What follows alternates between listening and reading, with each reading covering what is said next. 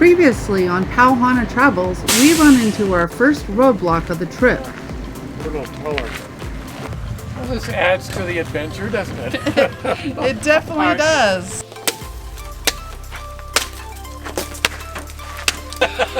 Oh my goodness. Day 3 in the venture really just turned up a notch. I was wondering how long it was going to be before this happened. Click the video link in the top right hand corner if you missed this episode. Well, that was totally interesting, and we beat it. What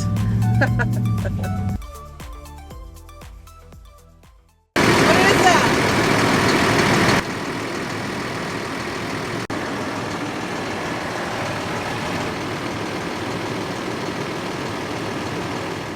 Well, good morning.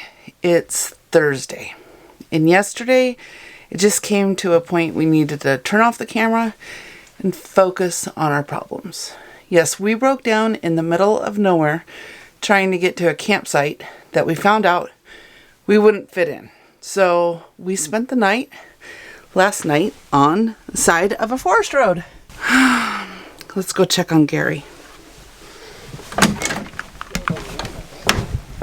So Gary ended up having to drive 2 hours to Prince George to get the parts that we needed to fix the motorhome. It turns out a rock or something must have come up and hit the deaf elbow. Yeah, the deaf elbow. Part of the, there's coolant that runs through the, this is the deaf elbow. Deaf system. There it is. And that's what broke. It broke off right. There's coolant right that runs here. through the deaf system to help keep it cool, and that's what broke. Good morning, hi guys. How are we? So, Gary's getting intimate with it. yeah. Whoa! Up in here, you're looking straight up from the ground, and this little guy right here, I've been tearing apart. This is the broken piece right here. There's a hose. It goes up to it. The hose is right here. It's leaking. It's full of, you can see there's coolant dripping down it. The other end of that, the other end of that connection is inside that hose. So we've got the replacement parts. I couldn't figure out how to get this thing off. I have destroyed it and will continue to destroy it until I get it off. The guy at the shop said that's just probably kind of what happens when they come off. You destroy them. There is a simple way to do it when you know how to do it, and I didn't know how to do it. I do now. So, anyway, it's replacing this guy and then adding 11 gallons of coolant to this beast. That's a lot of coolant. Oh my gosh. So, I'm getting into it now. We'll see what happens later on down the road. So are you having luck? Yeah, I've got the new piece on. New hose clamp. There's still quite a bit of antifreeze or coolant in there. I don't know how we're going to get rid of that. We'll probably pour it back into one of the old containers. I don't want to reuse it because it's come out of the system already, so I don't want to reuse that. That pan may have had contaminants in it. I don't want to introduce any kind of contaminants into the system, but let me show you. So there's the new hose clamp and the new elbow right here for this coolant line that goes into our DEF system. I guess there's coolant they need to go through there to help keep things cool in that system too. So that's on there. Now the challenging part is going to be filling up this radiator with 11 gallons of coolant. So that'll be fun. Here we go. So as you can see, we are on the same road, maybe only, I don't know, a couple hundred yards up from the tree that we had to chop down to continue down. We stayed the night here. We only had one car pass us the entire night. They're camping down at the campground we were gonna go to. But yeah, no, we both, I went down first and made the judgment call that it wasn't gonna work. Yeah, it is. It's not motorhome ago. And then Gary went down and met our neighbors. Chris and his wife having a good time. And so we just slept here on the road. I think this is our first First time we've slept on a road. sleeping on a road. Well, But not very busy. we put out our orange cones. Those are safety triangles, not cones.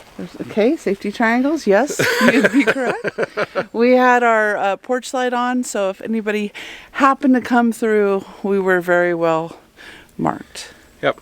Peaceful sleep. Very quiet. I mean, what I'm surprised is we haven't heard hardly any wildlife either. No moose, no bear, deer, Nothing. elk, caribou, nothing. However, there's moose pellets in the road right in Well, yeah. front of Mom and Dad's rig. So Yeah. But, I think you're gonna wrap this up, and we're gonna try to get off this mountain. well, there's no quick wrap up. There's No. 11 gallons I got to deal with still. Oh Lordy, is it in the back? It's in the back seat. How much was it for the coolant? Well, I'll show you in just a second. This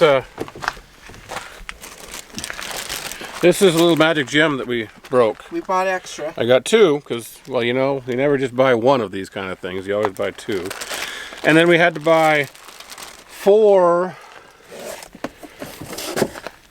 containers containing 3.78 liters of coolant.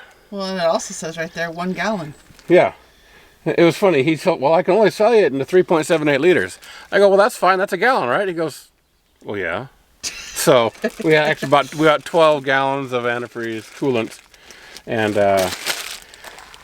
got to figure out a way to put that in there. But I got something. Come here. So our radiator's right here. How the heck? This is the fill cap.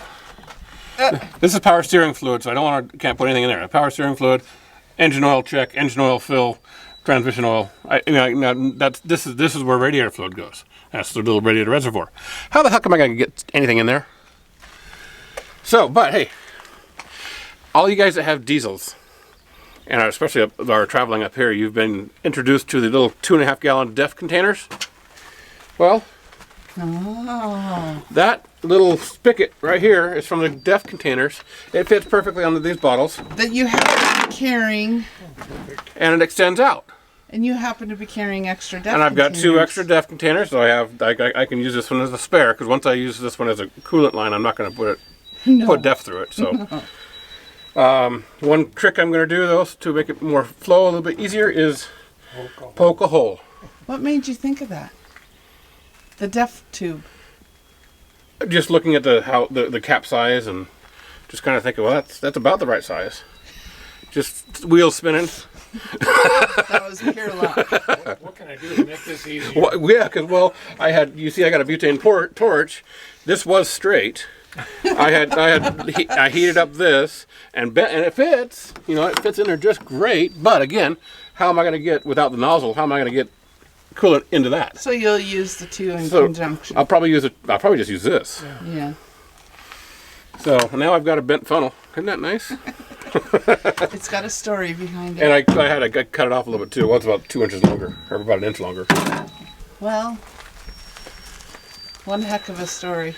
But you know what? 33,000 miles, and this is our first breakdown. But it's hardly a breakdown. Well, I mean, yeah, I guess it's a breakdown. It's a breakdown. But it's just one of those things that it happens. Especially when you travel 20 miles on these dirt roads like this. These motorhomes aren't necessarily made to do this kind of travel. So we're kind of paying the price a little bit. But, you know, sometimes happens. Well, stuff happens, right? Stuff happens. All right. And here's bottle number 1. Yeah. 1 of 11. I might use the other. See if I can get into the I think funnel. you need to use the funnel. Because you need more, Elevation. Yeah. yes. You know, when you go to, Freightliner and Cummins and all that for service, they pump all this stuff in with their with regular, fluid pumps. So they don't have to deal with this gravity fill stuff. So, we had an opportunity to call roadside assistance because, we have a couple of plans for roadside assistance, and We could have called out a service tech and, you know, had him come out. The nearest Freightliner service tech was up in Prince George, which is, for a service truck like that, would be 2 hours away, one way. He would come out here, he'd assess the problem. He'd say, oh, I don't have those parts right now. I'll see you in a couple days after I get those parts. And then another 2 hours, so we'd be camping here for a couple days. I'm just, you know, assuming that's how long it would take to get parts. Well, and it's a holiday weekend. Holiday weekend. And then, you know, another 2 hour service charge once he has the parts to come out and do it. You know, and that's all fine and dandy if you got roadside assistance and you're not able to do this kind of stuff. That would work. But we're still able to do a lot of work on our own rigs. And this kind of stuff isn't that difficult to do. You just kind of have to figure out what to do. And once you do, it goes pretty easy. Once I figured out how to get that little nipple thing off, it went pretty easy. And you get to intimately know your RV. And that's another part of it is, yeah, you get to learn every aspect of your RV. And why wouldn't you want to know all about your RV? You know, it's your home, so you should know everything about it. You get to save a little money. And, yeah, this only cost us under $200 Canadian. So take off $60 from that. So, you know, we're $150 for this repair. Yeah, sure, it costs us an overnight. We are going to be here for 4 nights anyway. So we're not down on time at all. Nope. You know, and actually, kind of bummed we're not going to stay here. It's pretty damn nice. But I think the next challenge ahead of us is scouting a turnaround point, because the road does go that way and end up back in town, but it's a longer route from what I understand. So we gotta have to scout a route to turn around to go back down this beast. Alrighty, well, we got a bunch of antifreeze added to it. The reservoir is full, but I need to run the engine a bit for the thermostat to open up so it can fill other cavities within the engine and other systems. So we're letting the engine run for a little bit. Hopefully the thermostat will open up and I can put some more coolant in there. Right now the reservoir still shows full. So it's a waiting game now. I really don't want to drive it when I know I need to put more antifreeze in it, because that'll just heat up the engine too much. So I guess it's a waiting game now. Our next situation is we have to get turned around on this Forest Service road with 2 big rigs. Mom and I went up the road, scouted a spot that I believe we can turn around at safely, and then we'll head back down the mountain. And from here, it's about 22 miles to pavement and back to the highway. So, what an adventure.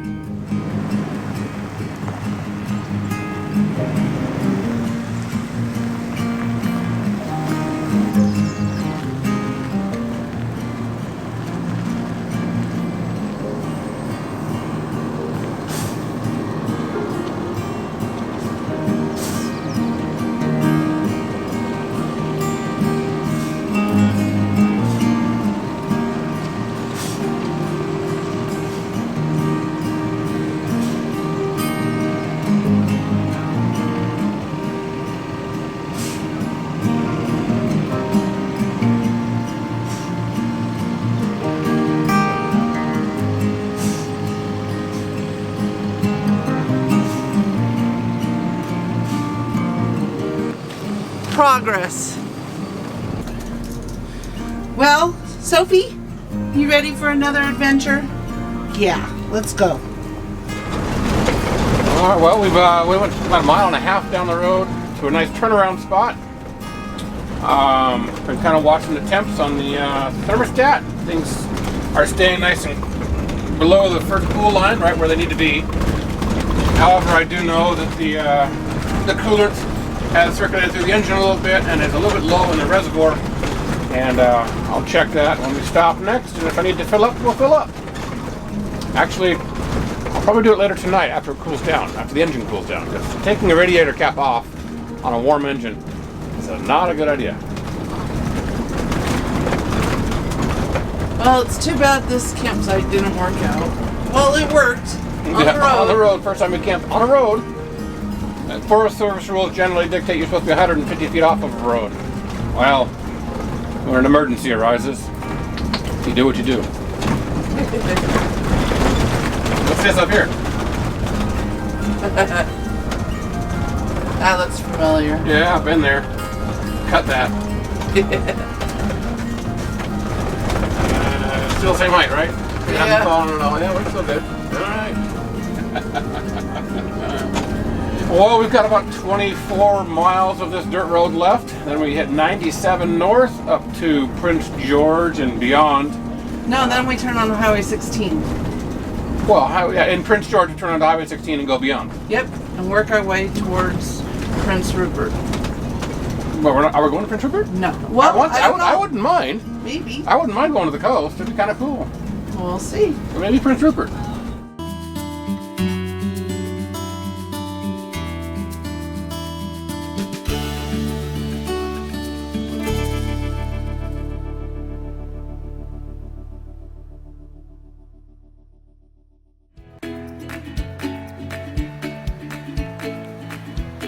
As always, if you like this video, please give us a thumbs up down below.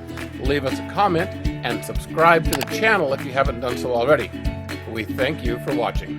Until next time, Pau Hana.